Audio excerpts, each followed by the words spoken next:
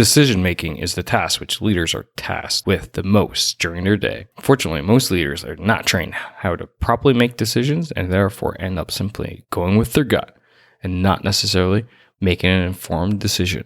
Therefore, as leaders, you should never go with your gut, but learn how to make proper decisions. Today, my guest Gleb and I discuss why leaders should avoid their gut instincts, why the head is more important, the important aspects of organizational tribalism, how to look at situations through different lenses, amongst many other topics. Ladies and gentlemen, welcome to the Moving Forward Leadership Podcast, episode 98, Never Go With Your Gut, with Dr. Gleb Tsipursky.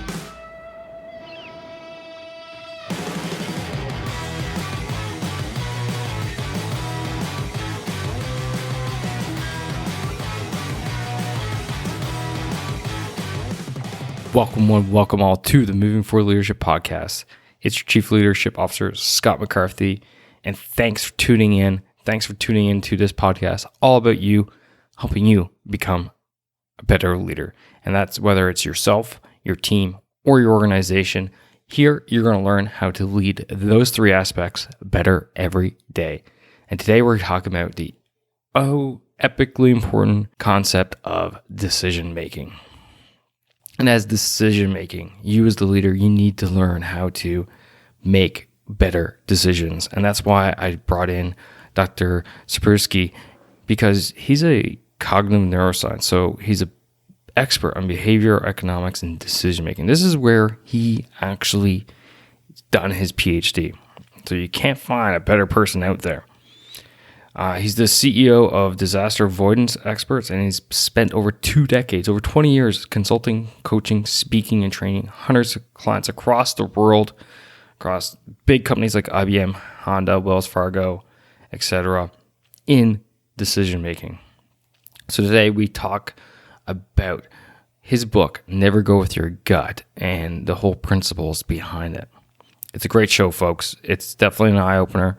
So why don't you sit back, relax, and enjoy my interview with Dr. Gleb Tsipursky, all about why you should never go with your gut.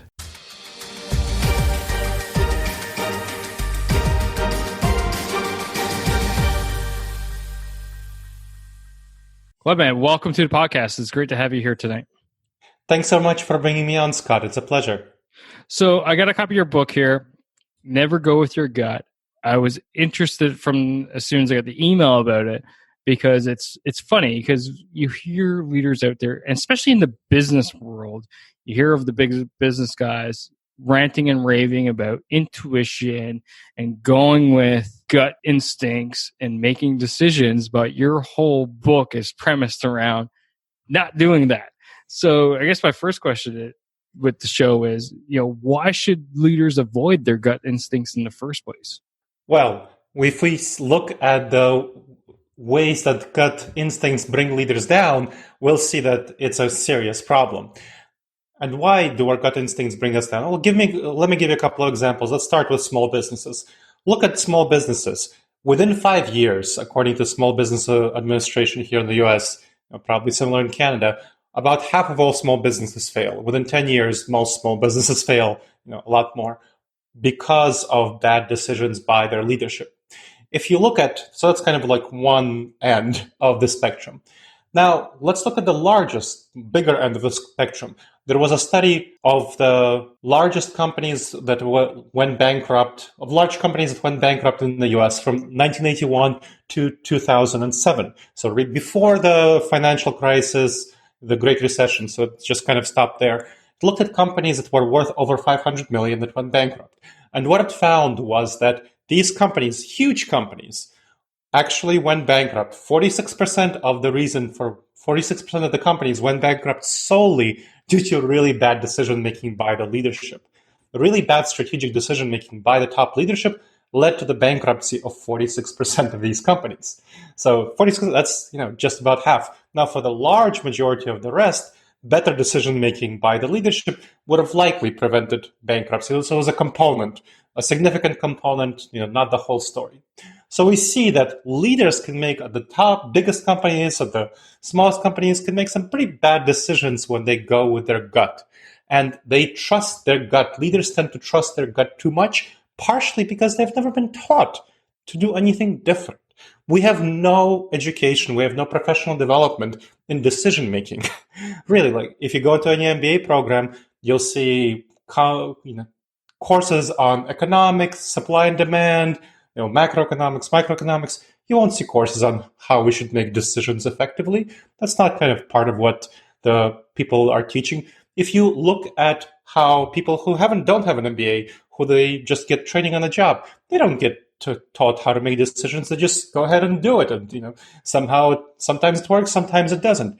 It's a really terrible approach to decision making, and we suffer greatly because of it.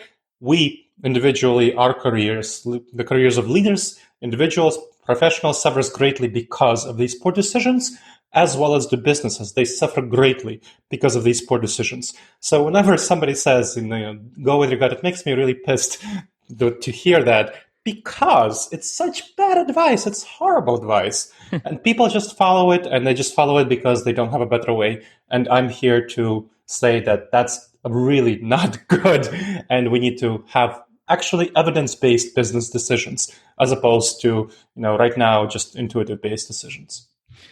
I will back up some of your statements, especially with the MBA one. I do have an MBA, and I had absolutely nothing on leadership, nothing on decision making. There was some management 101 type stuff, but again, it was more along the lines of organizational theory, organizational design, not necessarily how you're actually going to run your organization. So I do like where we're going with this conversation, because I am actually more along the lines of the analysis, the statistics, looking at the actual information and making informed decisions. So with that, what I'm hearing from you is, making decisions with your head is more important. So why don't we go down that route and explain why that is to the listener there? Sure.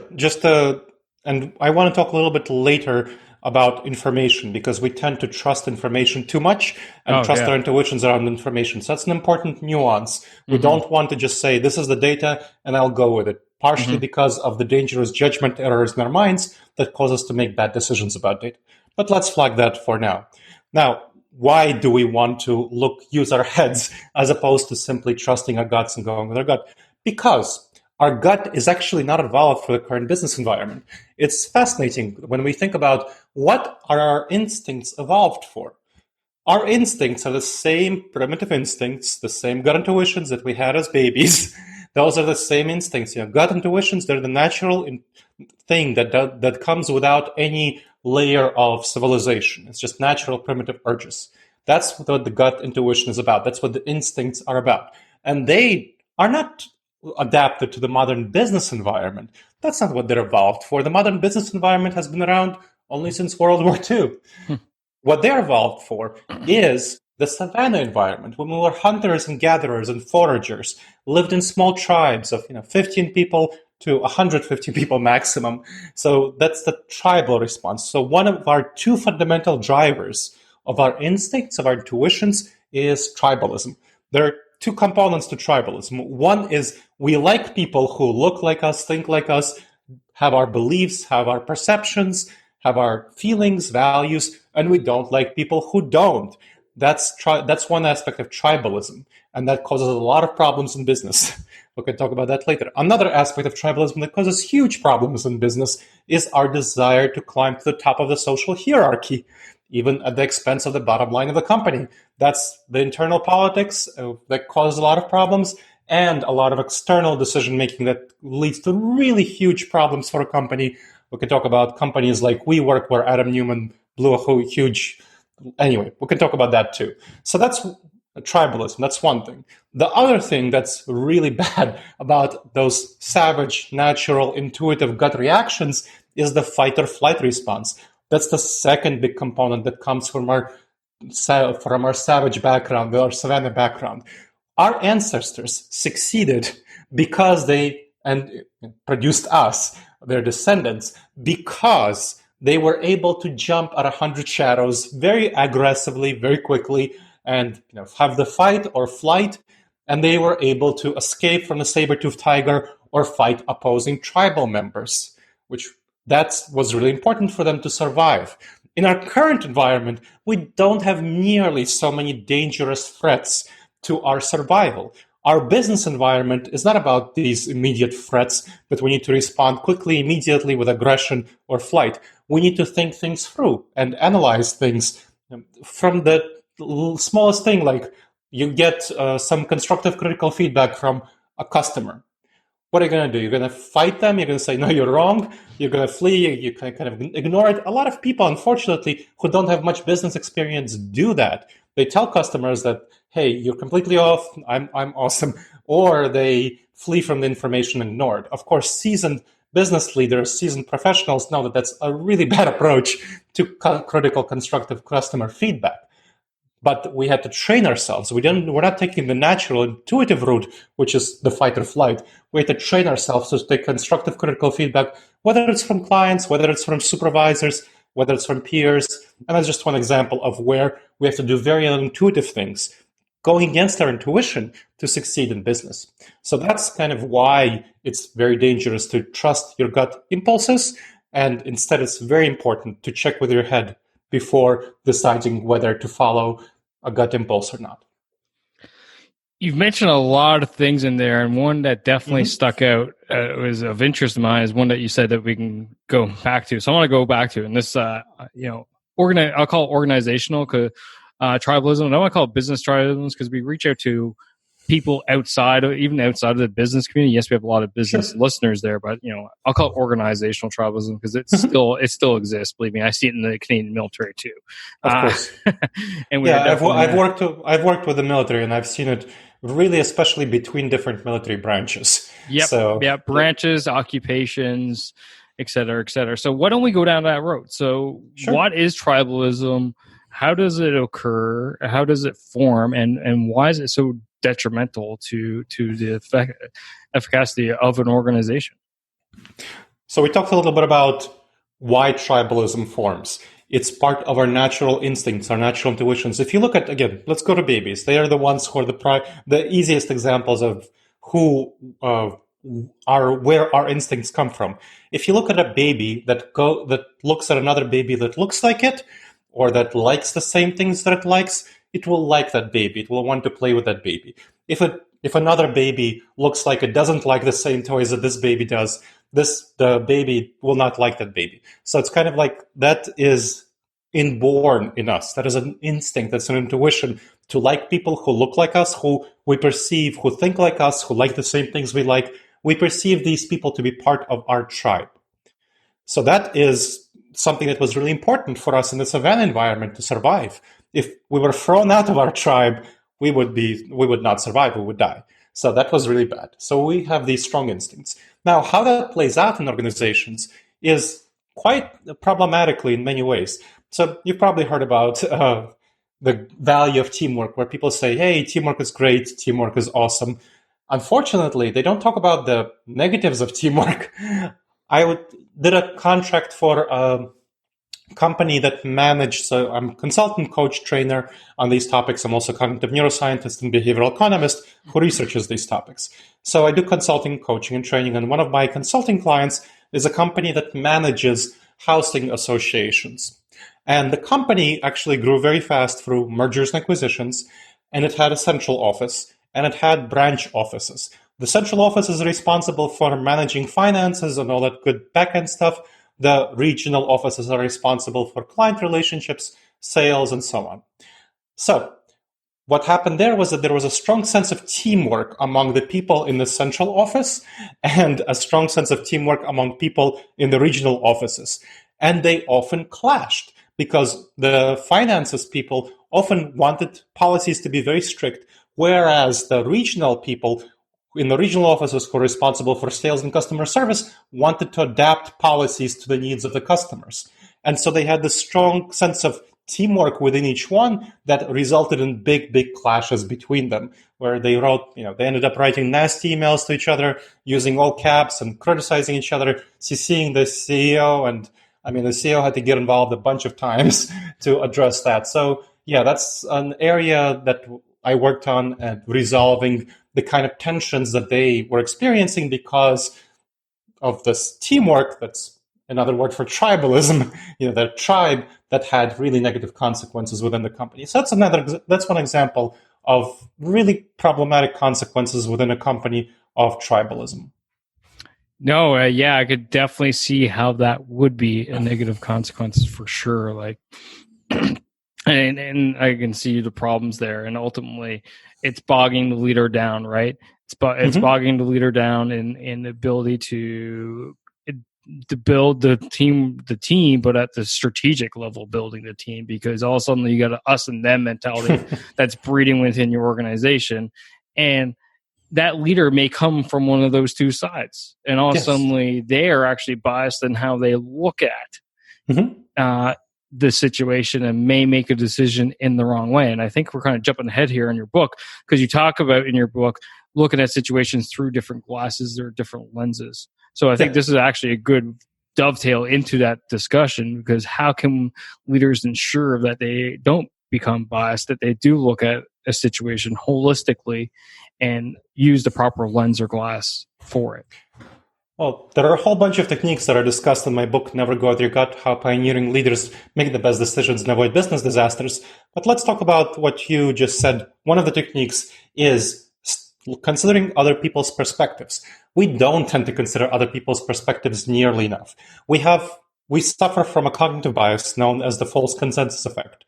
Now, the false consensus effect is one of many cognitive biases. And cognitive biases are the dangerous judgment errors that we make because of how our brain is wired, which comes in part from our evolutionary psychology, of course, from how we evolved. It comes in part from limitations due to the structure of the brain, how we process information. So these are cognitive biases. There are over 100 of them. You can look them up on Wikipedia, good source. Doesn't talk about them in business settings, just has dry information about them. My book looks at the 30 most dangerous ones for businesses and describes how to address them thoroughly, each one. So one of the ways to address these cognitive biases is to understand that there's one of these biases called the false consensus effect, where we tend to think that other people think in the same ways that we do. Again, we think that other people think in the same ways that we do, hold our beliefs much more than they actually do. So we make serious mistakes about other people, about their beliefs. I'll give you another example that has to do with generational differences. Right now, there are a lot of people who are coming to the workforce who are digital natives.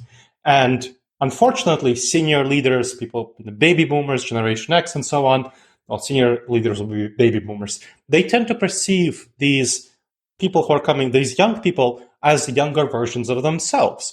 So they imagine, hey, what was I like at 22? And they think, oh, that must be what this person is doing, what this person is feeling, what this person is going for. And unfortunately, that's not the case. A lot of research about young people right now show that people who are digital natives have some significant differences from what the young people were way back when in the 70s and 80s, when the baby boomers were in their 20s. So what young people right now, digital natives, tend to be like is that they are quite a bit less extroverted. They're quite a bit more introverted because of their use of technology. They're much more used to using technology, and they prefer to interact much more for technology. That's one thing. Second, they're much less oriented towards stability. They care much less about stability. They care much more about having a fulfilling, meaningful workplace in their environment. And they care about having positive relationships with their colleagues as opposed to, again, stability. So that's kind of another dynamic that causes leaders to make a lot of bad decisions about young people in the workforce. And so the way to address the false consensus effect, which is one of many cognitive biases, and we can talk about others, the way to address that is to step back and say, hey, I'm likely, for all people, overestimating the extent to which they are like me. So let me figure out much more about what this person actually values, what this person cares about, how this person prefers to engage and interact, and how the group of people like this person prefer to engage and interact. And then I can calibrate my leadership to this person, because of course leadership is about inspiring others to accomplish organizational goals. And you're not going to do that if you try to force a square peg into a round hole. No, that's awesome advice there. And Yeah, I like it a lot. So why don't we go down the road of a couple more of those biases? Mhm. What are you would say the top three that Mhm. are most common within organizations and most importantly leaders out there, and what they are, and how can leaders avoid them? So let's skip from the false consensus effect to one that's not too far from it, called confirmation bias. The confirmation bias is our tendency to look for information that supports our beliefs and to ignore information that goes against our beliefs. Again, look for information that supports our beliefs and ignore information that doesn't. This is a big problem for us when we want to make good decisions, because we would only tend to look at the information and the people who bring us the information that we like. So leaders, unfortunately, tend to surround themselves with yes people, people who agree with them. And they tend to hire people who are like them, who hold their beliefs, who have a similar perspective. So, for example, if a leader is someone who is really big picture oriented, is very strategically oriented, kind of has a big vision, they'll tend to hire other people who are very big picture oriented, and they're not going to get enough people who hold their feet to the ground. And then the company will be pulled in too many directions and will not have a central effective strategic plan, or a team will be pulled in too many directions if everyone has just grand ideas and grand visions. So that's kind of a typical problem that you run into, where you go into a business unit. I go into a business unit and I see, oh, the leader hired a bunch of people like herself or himself, and they are making bad decisions together because they are like the leader. So that's one element. And of course, the leader is also likely to ignore information that goes against their preferred beliefs. Now, a lot of leaders like to think of themselves as honest, fair, liking constructive critical feedback. But unfortunately, when you look at the research on the actual people's behavior, they unintentionally push away people who give them constructive critical feedback. So again, unintentionally, they don't necessarily want to, they're not aware that they're doing it. But that's exactly what happens, because they don't realize how much their behaviors are driven by emotions and how much their decisions are driven by emotions. Our emotions, our intuitions, our gut reactions drive about 80 to 90% of our decisions. Again, 80 to 90% of our decisions are driven by our gut intuitions, by our emotions, by our feelings. And so that causes a number of problems, because when somebody gives us constructive critical feedback, we have an immediate dislike of this person. It feels like a rejection from the tribal perspective. So we need to work hard against that intuition. And the most effective leaders, kind of one of the things I work on with leaders, is to create an atmosphere of not simply saying, hey, my door is always open, sure, give me constructive critical feedback, but uplifting the person who gives constructive critical feedback, giving them a role, saying, hey, you're going to be on the devil's advocate team. You're going to be awesome. We'll give you a promotion. We'll give you more power within the hierarchy. We'll give you a higher salary. All of these things that signify that this person is succeeding and being promoted and being raised in the hierarchy because they are providing constructive critical feedback to the leadership. And that's not easy, and that goes against a lot of policies out there where, again, people don't tend to do that, and that's a big problem. So that's one way. Those are some ways that you can address the confirmation bias. You want to surround yourself with people who give constructive critical feedback, and you want to watch out for hiring people who are like yourself. You want to make sure to surround yourself not simply with people who give you constructive critical feedback, but people who have different thought patterns, different approaches to things than you do to get that benefit. So that's one of the three most dangerous cognitive biases that I would identify for leaders. Awesome. I really like that. And in fact, I will back you up 100% on that whole ideology, having, empowering people to let you know. Because one of my last jobs was I was a squadron commander of 200 soldiers, and I had my inner circle and a couple of people which I empowered to say, you can come in. And it's not the whole open door thing, but I'm like, you can come in, shut the door, and tell me I'm effing, crazy to that point. As long as it's done within reason, of course, and respect. But at the end of the day, my decision, I hold the decision. But still, it enabled me to sometimes have my eyes open up to like, oh my God, am I actually looking at this situation in the right lens? No, I'm not. I'm not actually looking at the whole scope of it, or analyzing it to the point where it needs. I am getting emotional to it. So yes, having those people that are empowered to the point where they can walk in, shut the door, and tell you to wake up on a situation is absolutely crucial to success. So I back you up 100%. So you're about to dive into the next one. Absolutely. Great. Well, clearly we shared it, and thank you for sharing your experience with that. Another one that's really interesting and also kind of counterintuitive. The confirmation bias is kind of more known and it's more intuitive. Oh, yes, you shouldn't look through rose-colored glasses at your own actions. This one is a little bit more complex and it has to do with planning. And you've probably heard the phrase, very famous, that failing to plan is planning to fail. Very famous phrase, failing to plan is planning to fail. Unfortunately, that phrase is often misleading in some of the same ways that go with your gut is misleading. Because we tend to plan as though our plans will be correct, will turn out true. We like ourselves. We feel intuitively that we are good. We feel intuitively that our goals are good. Our projects are good. Everything will turn out well. And this is a big problem because we don't plan for contingencies. We don't anticipate problems. We don't think there will be any problems with our plans. I'll give you an example of an interesting study. There was some undergraduates who were asked how long, there was half a class of undergraduates who had a final term paper. And they asked, hey, how long do you think it will take you to complete the term paper if everything goes perfectly, if there are no problems at all, everything goes hunky-dory? And they said, 5 weeks. Great. Then the other half of the class were asked, how long do you think it will take you to complete the term paper? And those people said, 5 weeks. So, if everything goes perfectly, well, it'll take them 5 weeks. Hello? Yep, I'm here.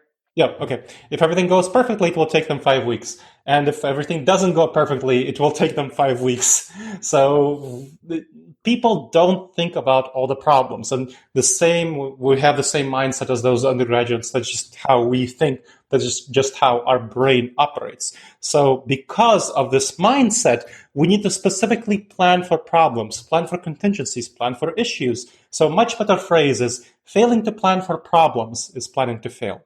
Again, failing to plan for problems is planning to fail. I'll give an example of how this tendency, the planning fallacy, our tendency to think that the cognitive bias of our tendency to think that our plans will go perfectly works out in reality. There was a manufacturing company in Pittsburgh that here, sitting in the US, that I worked with, and it was a heavy manufacturing company. It made bids on projects of 2 million, 3 million, bids like that. Now, unfortunately, it had a pattern. When I was doing the training, the CEO told me that it had a pattern of underbidding, where it would bid 2 million on a project, and the project would take 3 million. It would bid 4 million on a project, and the project would take 6 million, or those sorts of numbers. And in some cases, not only did this seriously cut into the profit margin of the company, but it also sometimes resulted in a project being a loss. So that's obviously a big problem. And the company kept doing it and doing it and doing it again. And so I came in and I looked at the pattern, and what I saw was that the company was not incorporating its past experience into making new bids. It was just saying, hey, we think we'll get it done this time. And that's exactly what they went ahead. The person who was responsible for bids went ahead and said, we'll get it done this time. And everyone went ahead with this person. So we changed the process, the system, where the bid had to incorporate their previous experience with similar projects. And if they didn't have similar experience, they had to bid quite a bit more than they intuitively thought, because obviously a new project will take much longer than the project they did before. So that really helped fix the situation. That cleared up a lot of the planning fallacy, where they incorporated their previous experience into the new projects, into the future bids for projects they were familiar with. Now, with projects they weren't familiar with, or with strategic plans, what you want to do is identify the kind of problems that might come up. Think about all the problems and try to address them in advance as much as possible. And the same thing for opportunities. Think about the opportunities that might come up and try to steer toward them as much as possible, as opposed to just going down with your plans, and reserve some extra resources of time, money, energy, social capital for projects, for opportunities that might come up that you didn't anticipate, and problems that might come up that you didn't anticipate. So that's the way that you address the planning fallacy. I like it a lot, and there's a lot of parallels to how we do business with that. And I won't go into too much detail, but we do what we call a rehearsal of concept drill, where we actually go through, a plan and say, okay, step one is this. All right, what's everybody doing? What are the potential pitfalls? How is synchronization working? Where are threats? Where are opportunities? And we'll go right through a whole operation and doing what we call that rock drill, right? And that's exactly what we're looking for, is those pitfalls, those problem areas that we haven't even necessarily thought of. The second part that I really like that you mentioned is learning from your past and lessons learned. If you can't do that as an organization, as a leader of an organization, you're definitely leaving a lot on the table, and a lot of potential, and in potentially even causing a lot more problems. You need to learn from those past mistakes. You need to learn from those past operations, past contracts, whatever it is.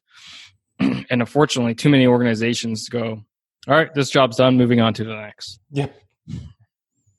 Awesome. So in your book, you're talking about organizations and judgment errors that organizations are prone to. So what are, we're talking about cognitive biases. Are these similar, or are these? Yes, the dangerous judgment errors are the cognitive biases. So that is the dangerous judgment errors that we make. Those 30 most dangerous judgment errors that I talk about in my book, Never Go With Your Gut, How Pioneering Leaders Make the Best Decisions and Avoid Business Disasters. So that's what the dangerous judgment errors are. Awesome. So we talked a lot about how basically the bad side of this, right? All the negative aspects of the bad things that going with your gut comes with, the cognitive biases, the judgment errors, and so on and so forth. So how should leaders go out there about making their decisions? Because this is what we're talking about today. We're talking about decision making, and that's the one thing I would say leaders do most of on their daily basis. Is that's what they're there for, is to make decisions. So according to you, in the way you've outlined the book, how should they go about making those decisions? Well, first of all, they need to be much more humble about their decision making. They need to realize that their current, if they haven't gotten any professional development, which the vast majority of people have not. I mean, when I'm looking at decision making, I know that the Harvard Business School has a separate decision making. That's kind of one of the only business schools that has a decision making facility. The vast majority of people don't have any training in decision making, and we're only right now discovering what are the most effective strategies of making decisions. Previously, the previous wave of scholars, of cognitive neuroscientists, were discovering all the ways that we were screwed up, all these dangerous judgment errors that I talked about. My wave of cognitive neuroscientist scholars like myself, what we are discovering is how to address these problems. So I described some strategies, kind of looking at your past and so on, that you can use to address these specific problems. But fortunately, there are also ways that you can globally address a whole bunch of problems at once. And I outline them in my book, Never Go With Your Gut. Now, for quick and effective strategies, I mean, leaders have to make a lot of decisions every day. And unfortunately, they tend to make these decisions too quickly and too poorly. Whenever you want to make a decision that you don't want to screw up, that you want to make sure it's right, whether you want to send an important email, prepare for an important meeting, or make a decision about a supplier of not something crucial, but something that makes an impact to your bottom line. Now, this technique that I'm about to describe takes a couple of minutes. It takes less than 5 minutes, 2 minutes, 3 minutes. Very short technique. Shouldn't use it on major decisions. You shouldn't use it on bet the company decisions or one of those kind of projects that I was talking about, the 2 million, 3 million projects. Was really important for the mid-sized manufacturing one. So those are things that take more time and more efforts. There's a technique for that. We can talk about that. But this technique is a short, quick one. So quickie. 5 questions. 5 questions you can ask about any decision that you don't want to screw up. First question. What important information did I not yet fully consider? Again, what important information did I not yet fully consider? You want to especially look at information that goes against your intuitions to fight the confirmation bias and the planning fallacy and other sorts of problems like this, the false consensus effect. Other sorts of problems like this, you want to look at information that goes against your preferred choices so that you see, because we otherwise tend to ignore it and shove it aside. So look at the information that disconfirms your choice. And if you can't disconfirm your choice, if you can't show that it's wrong, then it's much more likely to be right. But you want to make sure to thoroughly try to disprove it. So it's kind of a very scientific approach to business. So that's first. Second, what dangerous judgment errors did I not yet fully address? And of course, these are the cognitive biases. What cognitive biases did you not yet address? My book has an assessment in the last chapter, chapter 7, which goes through the 30 most dangerous judgment errors one by one and focuses on the specific behaviors that you would see if you're falling into it. So, for example, for the planning fallacy, how often does your budget tend to go, do your projects tend to go over budget or over time or both? When I go to a training and I hear leaders tell me, 60%, 70%, 50%, that's when you can tell that they are really falling into the planning fallacy, and it's pretty typical for them. And there are, of course, 29 others. So, third, what would a trusted and objective advisor suggest you do? Again, what would a trusted and objective advisor suggest you do? So think about somebody who's like that. Think about Scott. Think about somebody you respect, somebody you trust. What would that person suggest you do? And sometimes you might actually want to reach out to that person, or sometimes you just want to imagine that person and what they would tell you to do. And actually, the research should suggest that just by imagining what this person tells us to do, we get about 50% of the benefit of reaching out to ask that person. So that's 3. The fourth one, we're switching to how to implement the decision effectively. Fourth question, how have I addressed all the ways this decision could fail? Again, how have I addressed all the ways this decision could fail? I talked about that a little bit before. What are all the kinds of problems that might arise that you might not be thinking about intuitively because you're making perfect plans? What are all the opportunities you might be missing because, again, you're thinking about that things will go according to plan? Think about all the ways that could fail, not by not seizing opportunities, by not addressing risks, and integrate that into your decision. And finally, and this is really important, people tend to skip this way too often. What new information would cause me to revisit this decision? Again, what new information would cause me to revisit this decision? Why this is so important is because we tend to jump into the implementation of the plans, and when new information comes up that might be negative about our initial decision, we tend to be too attached to our implementation to consider it thoroughly. And that is a serious problem because sometimes the information might be serious enough for us to change our minds, update our beliefs. So you want to decide in advance what information would you need to change your mind. And one way of doing so would be to set a time point. If in 3 months the new product that we launched doesn't reach 4.5 million in sales, we will seriously revisit the product launch plan, we will pivot or so on. And if it does reach that, we'll just go on and focus on the implementation. So that's an easy way of just setting a time point and a reevaluation point that can help you really inform yourself going forward. So those are 5 questions. And what I find it's not only helpful for leaders individually, but it's very helpful for them as teams. If everyone on their team asks these questions, and leaders teach it to everyone on their teams to ask these questions, then you can be much more confident about how well the decision-making process is going in everyone on your team, everyone in your business unit. And when you gather together for decision-making meetings or just the weekly staff meeting, you're going to be much more effective at going through various points because you can structure your agenda by these 5 questions. So it's a much more effective approach to holding meetings than just talking about things and going forward. So that's this is a very effective technique that pretty much almost all of my clients use. I like it a lot. And I especially like the last part there, asking the question whether or not the situation has changed. And I do agree with you. Often that does get skipped. It gets skipped with my coaching clients as well. And the reason I think the reason why I believe it gets skipped is because it's at the end of the process. And if you answer yes to that question, you all suddenly go right back to the beginning, right? And people they want to hit that finish line. They want to move forward.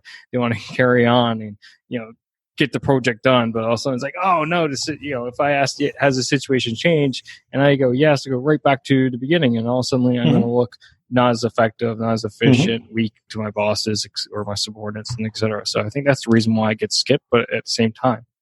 Yeah, and this yes, it's crucial. And if you have it integrated, that's why I strongly encourage leaders to have it integrated throughout the organization, throughout the team. Because then, if you know that everyone's asking that question, you don't look weak when you go back. You look smart, you look wise, you look effective. Everyone knows that, oh yes, you did the right thing, you did the smart thing, you did the wise thing for the bottom line. by going back and revisiting a decision. Now, there's a famous one of the cognitive biases that we didn't talk about yet is called the sunken cost fallacy. So the sunken cost fallacy, it's when we tend to throw good money after bad. If a project is going wrong, you've probably heard the statistics that 95% of product launches flop, and it's probably not quite as bad by now. I think that statistic is more from the 1980s, but it's still the case that very many product launches flop, and that is a serious issue if you keep pouring money into a product launch without pivoting and revising the product launch plan, seeing, hey, how can I salvage this? Maybe my original plan wasn't very good, or maybe you want to stop producing the product altogether. Depends on the situation. So we tend to throw too much good money after bad. And if you have a process of revising the decision that you decide on in advance, that's going to make you look better as someone who revises the decision and as someone who makes sure to save the company money and is a stronger leader for being willing to change their mind. No, I like it a lot. And the sunken cost fallacy. Why? Yeah, let's not go down that route. Gleb, it's been awesome chat. I think we could probably go on for 2 more hours, but I'm going to wind it down here. Before we wrap up, I do have a couple last questions. And the first one is, according to you, Gleb, what makes a great leader? So actually, something that we just talked about, the ability to change your mind. I think there are too many leaders who call themselves great and who others call great, who are incredibly arrogant and who are unable to change their mind and who get tripped up by this in the end. Whereas there are plenty of other leaders, people who are withdrawn, people who are not at the top. For example, Alan Mulally at Ford. He is very well known as someone who was able to pivot Ford a number of times, and that is a big, big reason why he was able to succeed so well at his time at Ford. So being able to change your mind is one of the biggest, and that humility that it requires, the humility to change your mind, to say, hey, I might be wrong. That's a big, big thing to be able to do. And that's something that I strongly admire leaders for. Couldn't agree with you more that arrogance is definitely a crucial key turnoff for me. And humility is a huge piece that I believe as well to leaders. Well, the last thing is I'm gonna let you know you don't necessarily have to be humble for this last bit. Where can people find you? Where can they find the book? Feel free to give yourself a shameless plug. It's all yours right now. Great. So folks can find my book, Never Go With Your Gut, How Pioneering Leaders Make the Best Decisions and Avoid Business Disasters, in bookstores everywhere. It's been published by the well-known business publisher Career Press. So it's in physical bookstores, physical form, Barnes & Noble, whatever, university bookstores, airport bookstores, indie bookstores, you'll find it everywhere. And of course online, on Amazon, on Barnes & Noble online, everywhere online. So check it out. You can also sign up for my Wise Decision Maker course. And that's a course of 8 online modules that talk about all the most important strategies of making the wisest decisions. That's going to be at my website, disasteravoidanceexperts.com/subscribe. Again, disasteravoidanceexperts.com/subscribe. And of course, at my website, disasteravoidanceexperts.com, you can find my blog, videos, podcasts, a lot of resources, manuals that you can use, assessments that you can use to help yourself make the wisest and most profitable decisions. Check me out on LinkedIn, Dr. Gleb Tsipursky. Happy to connect. GLEBTSIPURSKY. On Twitter, Gleb_Tsipursky. Let's connect there. And of course, if you have any questions about anything you heard today, please shoot me an email. Happy to chat. Gleb, GLEB, at disasteravoidanceexperts.com. Again, Gleb at disasteravoidanceexperts.com. Awesome. And for the audience, as always, it's easy for you folks. Just go to movingforwardleadership.com/9898. And all those links are going to be in the show notes for you. Gleb, again, thanks for taking time out of your busy schedule to come talk to me. Most importantly, the listener, on all about decision making, because as I always say, decision making is basically what leaders are here for. It's what they do most of the day. And if we mess that up, then we're going to ultimately make our people fail because we've made the bad decisions. And not going with your gut, you know what? Maybe I'm going to have to go with my gut and make sure this gut book gets around more. But again, thank you. Thank you for coming out and taking your time. I really appreciate you having me on. Thank you so much, Scott.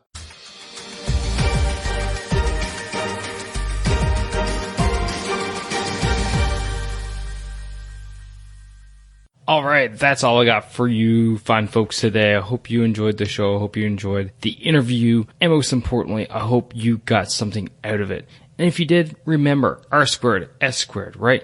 Rate and review the show so that it gets a little bit noticed, a bit more. But most importantly, I can help more people because that's what I'm here for. That's what my guests are here for, is to help more people become better leaders and not being bosses, right? So remember that. R squared, rate and review. S, share the show. Share this show with someone who you think can relate to the podcast as a whole and today's topic. And then finally, subscribe. Subscribe so that you never miss another episode. And you can do that via your podcast playing app of choice through movingforwardleadership.com/subscribe. That's it for today, ladies and gentlemen. And as always, stop bossing and start leading. Take care now.